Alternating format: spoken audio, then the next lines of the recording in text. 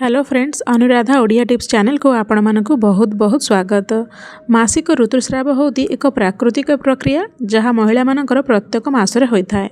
मासिक ऋतुस्राव समय प्रत्येक महिला अलग, किंतु साधारणतः यही चक्र प्राय 24 रु 28 दिन बा 30 दिन पर्यंत होता है।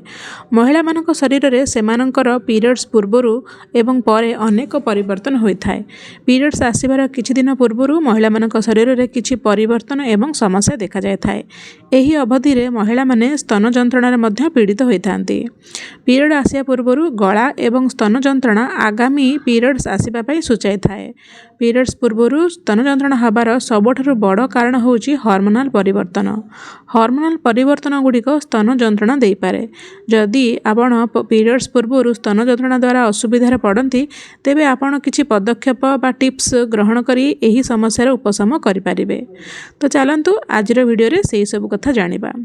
तो प्रथमे जानिबा कि पीरियड्स पूर्वर स्तन जंत्रणा काहेकि हुए। पीरियड्स पूर्वर स्तनर जंत्रणा एथिपाई होता है कारण हार्मोन इस्ट्रोजन एवं प्रोजेस्टेरोन स्तर ह्रास होगा द्वारा यही जंत्रणा सृष्टि होता है। यही परिवर्तन गुड़िक लसिका ग्रंथि फूल सृष्टि करें जहाँ स्तन जंत्रणा को बढ़ाई दे पारे। स्तन जंत्रणा एवं हार्मोन प्रोलैक्टिन मध्य संपर्क अछि। एही हार्मोन प्रसव परे महिला मानकर स्तन्यपान वृद्धि रे सहायता करे।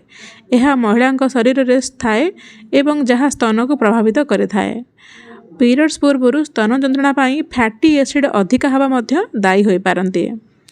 पीरियड्स पूर्वर जो स्तन जंत्रणा हुए यह गोटे किंबा उभय स्तन रे जंत्रणा होई पारे। बेले बेले यही जंत्रणा एते भयंकर होई पारे एवं स्तन रे फूल मध्य होई पारे। यही जंत्रणा निपल्स रे मध्य अधिक भयंकर होई पारे। जीवन शैली बा लाइफस्टाइल रे परिवर्तन आनिबा एवं किछि घरोई उपचार करी यही स्तन जंत्रणा बा ब्रेस्ट पेन को चिकित्सा करा जाय परिबो। स्तन जंत्रणा को रोकिया पाई आपण एक बड़ आकार ब्रा पिंधंतु। केवल कप साइज ब्रा पिंधिया पाई चेष्टा करंतु। राति रे एक सहायक ब्रा किंबा बिना ब्रा पिंधिबा भल हबो। आपणक खाद्य रे कॉफी सोडा एवं चार व्यवहार को सीमित करंतु। खाद्य रे कैफीन परिमाण वृद्धि करबा द्वारा यही समस्या अधिक होई पारे। खाद्य रे कम लुण खांतु। ब्रेस्ट पेन रु मुक्ति पाइबा पई आपण बरफ पैक किंबा गरम पैड मध्य व्यवहार करि पारिबे। ता छडा विटामिन ई, विटामिन B6 परि सप्लीमेंट मध्य ग्रहण करबा द्वारा यही जंत्रणा को ह्रास करिबारे सहायता करथाय। ब्रेस्ट पेन रु मुक्ति पाइबा पई आपण पेन किलर रो व्यवहार मध्य करि पारिबे।